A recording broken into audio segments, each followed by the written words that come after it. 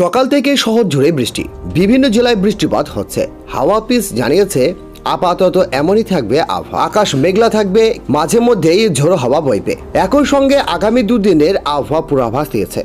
দক্ষিণবঙ্গে বিভিন্ন জেলায় ব্যাপক ঝড় বৃষ্টির সতর্কতা জারি করা হয়েছে। আলিপুর আবহাওয়া দপ্তর এও জানিয়েছে আগামী 2-3 দিন দক্ষিণবঙ্গে হালকা থেকে মাঝারি বৃষ্টি চলবে। কয়েকটি জেলায় ভারী বৃষ্টির সতর্কতা জারি করা হয়েছে।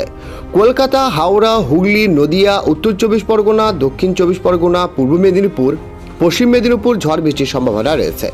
আগামী 24 ঘন্টায় এই জেলাগুলিতে হলুদ সতর্কতা জারি করা হয়েছে আবহাওয়া দপ্তর থেকে। এছাড়া পুরুলিয়া, বাঁকুড়া, মুর্শিদাবাদে কয়েক পাশলা বৃষ্টি হতে পারে। স্টেশন ভিত্তি করে আবহাওয়া বুলেটিন অনুযায়ী জানা যাচ্ছে আগামী কয়েক ঘন্টার মধ্যে দমদম, ক্যানিং, কল্যাণী, সল্টলেক, বালি, হাওড়া, ডায়মন্ড হারবার, উলবেড়িয়া, হাবড়া, হলদিয়া, কাঁথি, দীঘা, সাগরদ্বীপে বৃষ্টিপাতের সম্ভাবনা রয়েছে। তো দর্শক, বিস্তারিত জানতে হলে ভিডিওটিকে সম্পূর্ণ দেখবেন, ভালো লাগলে একটি লাইক করবেন, আর এই ধরনের লেটেস্ট ট্রেন্ডিং আপডেট ভিডিওগুলি সবার প্রথম পাওয়ার জন্য আমাদের চ্যানেলটিকে সাবস্ক্রাইব করে পাশের বেল আইকনটিকে প্রেস করে অল নোটিফিকেশন দিকে ক্লিক করে আমাদের সঙ্গে থাকবেন।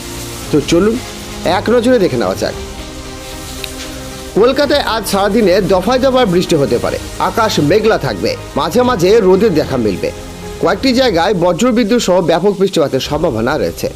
শহরবাসীকে সতর্ক থাকার পরামর্শ দিয়েছে হাওয়া অফিস। আগামী কয়েক ঘন্টার মধ্যে ঝেঁপে বৃষ্টি নামতে পারে। আগামী 23 ও 24 জুলাই কলকাতা সহ দক্ষিণবঙ্গে একাধিক জেলায় ঝড় বৃষ্টি হতে পারে। উত্তরবঙ্গে কয়েকটি জেলায় বজ্রবিদ্যুৎ সহ বৃষ্টিপাতের সম্ভাবনা জানিয়েছে হাওয়া অফিস। আলিপুর আবহাওয়া দপ্তর জানিয়েছে মালদহ, 2 দিনাজপুর, দক্ষিণ দিনাজপুর হালকা থেকে মাঝারি বৃষ্টিপাত হতে পারে। দার্জিলিং, কালিম্পং, কোচবিহার, জলপাইগুড়ি এই জেলাগুলিতে ভারী বৃষ্টির সতর্কতা থাকছে, এমনটাই জানিয়েছেন তারা।